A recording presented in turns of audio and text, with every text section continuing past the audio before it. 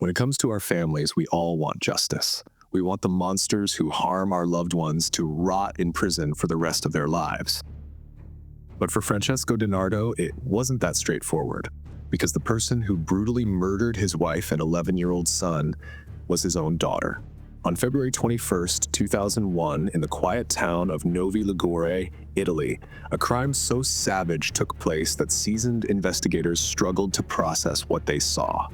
47 stab wounds to a mother, 57 stab wounds to a child, blood covering every surface of what should have been a safe family home. Today, we uncover the horrifying truth behind the Novi Ligure Massacre, a case that forced a father to choose between justice for his murdered family and love for his surviving child. Viewer discretion is strongly advised. The details of this case are exceptionally graphic and disturbing, describing brutal acts of violence in vivid detail. This content may not be suitable for all audiences, especially younger viewers or those sensitive to gore. You are watching True Crime Lens.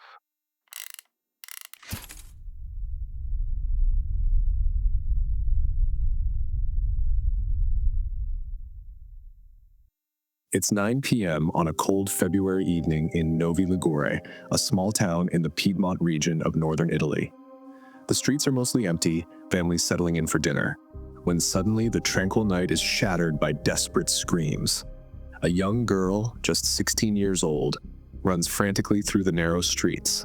Her clothes are stained with blood, her face twisted in terror. This is Erika DiNardo, and she's crying out for help, her voice echoing off the stone buildings as she pounds on doors, begging someone, anyone, to listen. When the first neighbors reach her, Erika collapses, sobbing uncontrollably. Through her tears, she manages to tell them something horrifying. Her mother and little brother have been murdered, killed by intruders who broke into their home while she was out. The police arrive within minutes. What they find at the DiNardo family home on Via Don Beniamino de Catra will haunt them forever. As investigators step through the front door of the DiNardo residence, they're met with a scene of unimaginable brutality. Blood covers the kitchen floor, splattered across walls and cabinets. In the center of this carnage lies Susanna Cassini, a 41-year-old accountant, her body bearing the wounds of a vicious attack. The investigators count the injuries 47 stab wounds. This wasn't a quick death. This was prolonged, brutal, methodical. But the horror doesn't end there. Upstairs, they discover 11-year-old Gianluca DiNardo in the bathroom. The little boy, who had been preparing to wash after a basketball game, suffered an even worse fate. 57 stab wounds cover his small body. The walls are smeared with blood, evidence of a desperate struggle. The bathroom stereo is still playing at maximum volume, as if someone had tried to drown out the screams. Detective after detective walks through the scene, each one struggling to comprehend the level of violence. 97 total stab wounds between mother and son. The forensic team works methodically, photographing every detail, every blood stain, trying to piece together what happened in this house of horrors. Outside, Erika sits wrapped in a blanket, still trembling.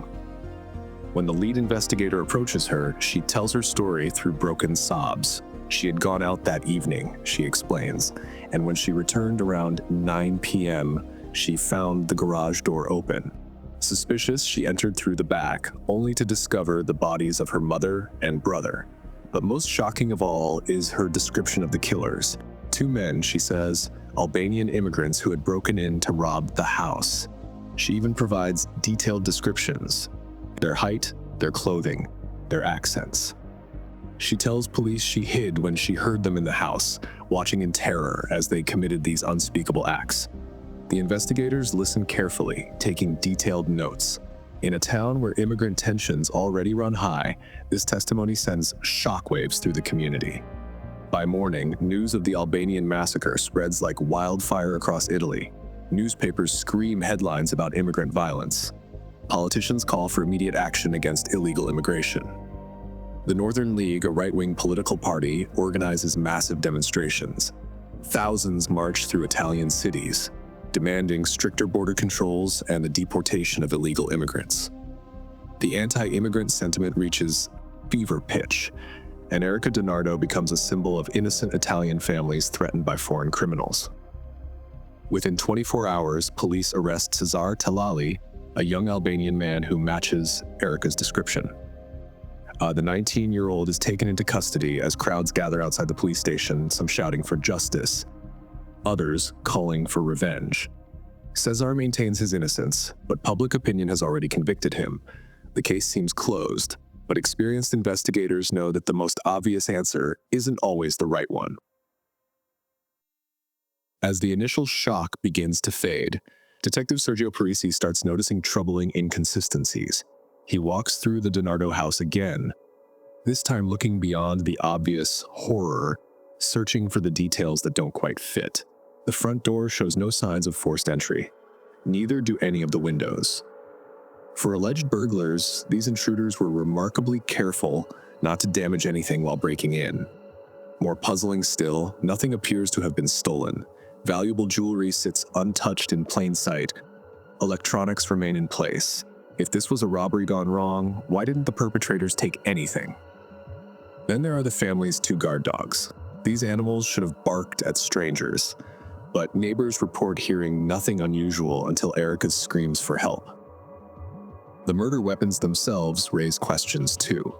Both knives came from the DiNardo family's own kitchen. Would professional criminals rely on weapons they found at the scene, or would they come prepared? Detective Parisi shares his concerns with his colleagues. Something about this case doesn't add up. But with public pressure mounting and a suspect already in custody, few want to hear his doubts. 3 days after the murders, an elderly neighbor approaches the police with disturbing information. She had seen something on the night of February 21st, something that didn't match Erika's story. Around 8:30 p.m., she explains she noticed a young man leaving the area on a scooter. What caught her attention wasn't just his hurried departure, it was the blood on his clothing. Dark stains that covered his pants, visible even in the dim streetlight. The description she provides doesn't match any of the alleged Albanian intruders. Instead, it sounds remarkably like Mauro Favaro, Erika's 17-year-old boyfriend known locally by his nickname, Omar.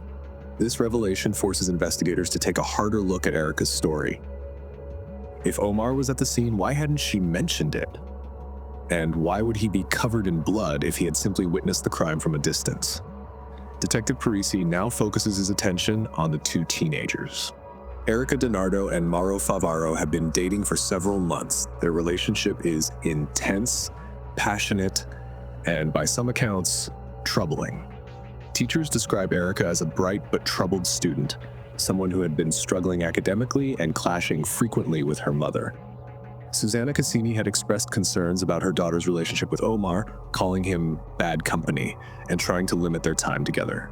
Friends and classmates paint a picture of 2 young people consumed by their relationship, increasingly isolated from their peer groups. Some describe disturbing behavior, intense arguments followed by equally intense reconciliations. But is this enough to suggest murder? The investigators need more than suspicious behavior. They need evidence. Investigators make a calculated decision. They bring both Erika and Omar to the police station, officially as persons informed about the facts, not as suspects, but as potential witnesses who might provide additional information. The teenagers are placed in a small anteroom and told to wait. What they don't know is that the room is equipped with hidden cameras and audio recording devices. Every word, every gesture, every moment is being captured. At first, both teens appear nervous but cooperative. They sit quietly, occasionally whispering to each other. But as the minutes pass and they believe they're alone, their conversation takes a dramatic turn. What happens next in that small room will become the key evidence in one of Italy's most notorious murder cases. Omar begins questioning Erika about the descriptions she gave to police. He's agitated. Even though police captured Cesar Talali as a suspect, Omar worried that her description of the alleged Albanian intruders looks too much like him. His concerns are valid. The physical description she provided could easily match his appearance. As their conversation continues, the hidden cameras capture something extraordinary.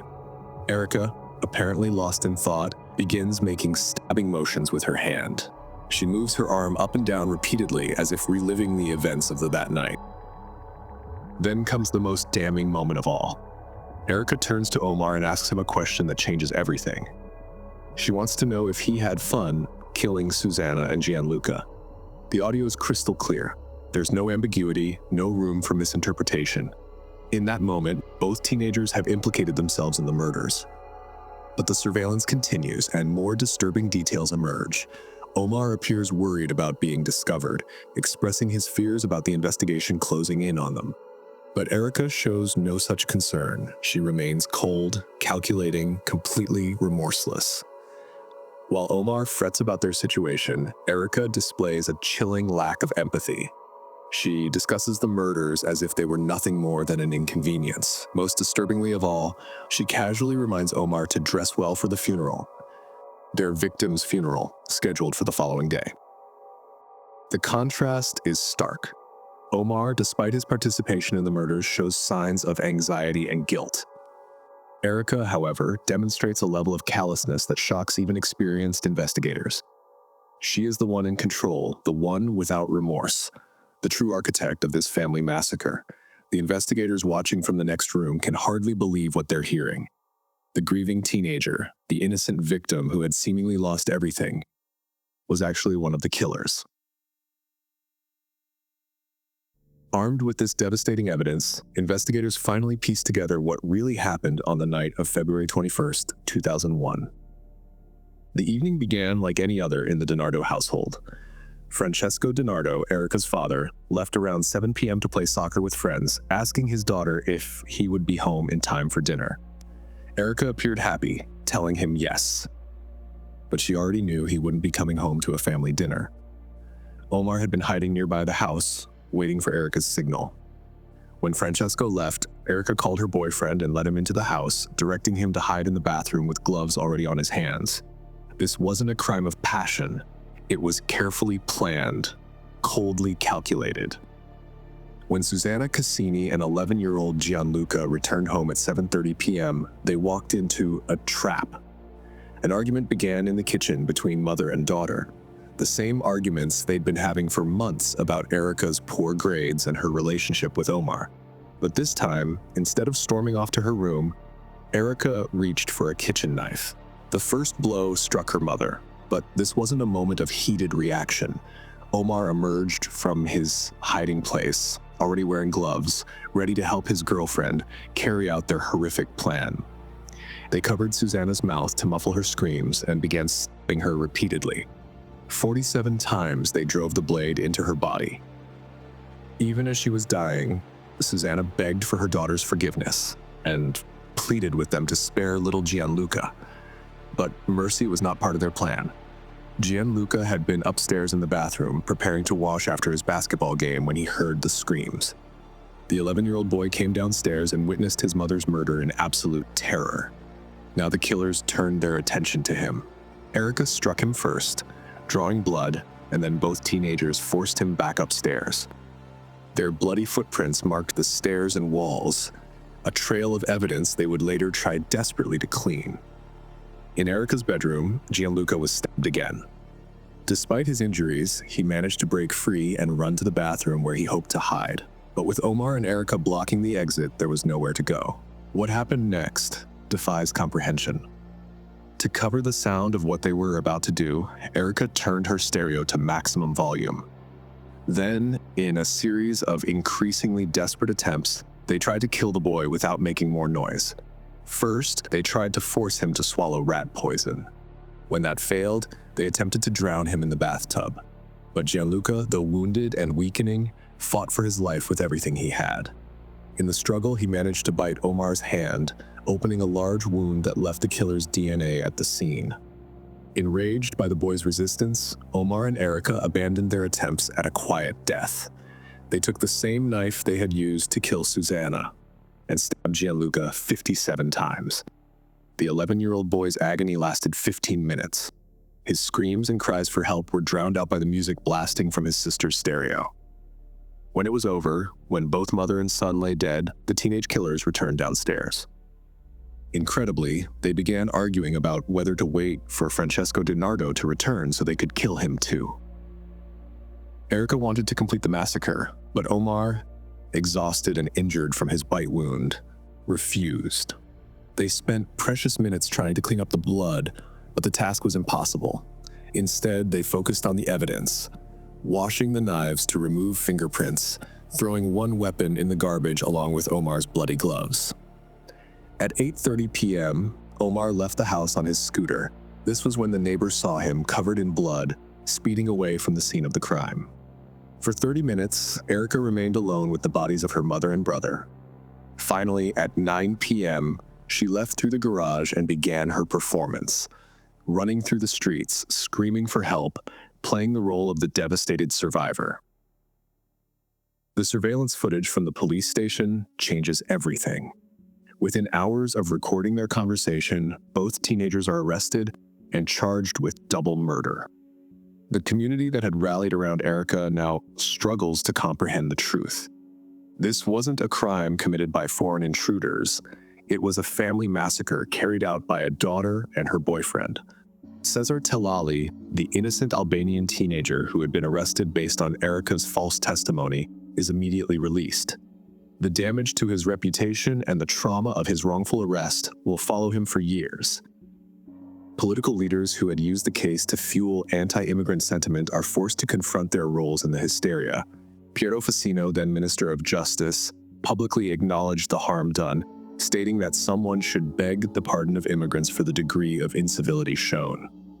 As investigators dig deeper into the teenagers' backgrounds, a disturbing picture emerges. This wasn't a random act of violence.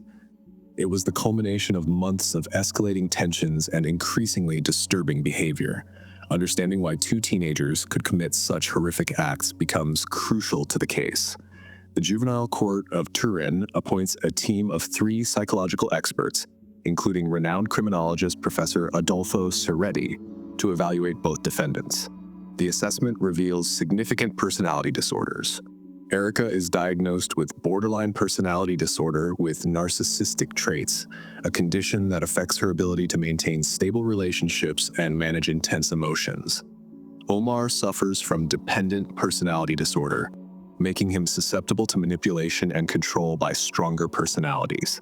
However, the experts conclude that neither condition is severe enough to affect their legal responsibility. Both teenagers understood their actions and possessed the mental capacity to be held accountable. The psychological evaluation reveals something even more disturbing: the nature of their relationship. Erika was clearly the dominant partner, keeping Omar connected through intense sexual relationships and emotional manipulation. Their bond was characterized by compulsive behavior, occasional drug use, and increasing isolation from family and friends. The experts determined that neither would have committed such crimes individually. This was what they term a couple crime. On December 14, 2001, less than 10 months after the murders, Erika Nardo and Mauro Favaro faced judgment in the Juvenile Court of Turin. The proceedings are closed to the public due to their ages, but the case has captured national attention. The defense attempts to argue semi-mental infirmity, claiming that the defendants' psychological conditions diminished their responsibility. But the evidence is overwhelming. The surveillance footage, the forensic evidence, and the calculated nature of their planning all point to what the judges call lucid and utilitarian premeditation. The court hears testimony about the victims. Susanna Cassini, a devoted mother who had worked hard to provide for her family, and Gianluca DiNardo, an innocent child whose only crime was coming home at the wrong time. Francesco DiNardo, the surviving father, faces the impossible task of testifying about the loss of his wife and son at the hands of his own daughter. His pain is evident, but remarkably, he continues to support Erika throughout the proceedings. The sentences are severe by juvenile court standards. Erika receives 16 years in prison, while Omar is sentenced to 14 years. The difference reflects the court's recognition of Erika's dominant role in planning and executing the murders. The years in prison bring different paths for the two killers. Erika uses her time for education and reflection, earning a degree in philosophy with a thesis on Socrates. She spends time in a judicial psychiatric hospital in Castiglione dello Stiviere, where she meets a volunteer musician who will later become her husband.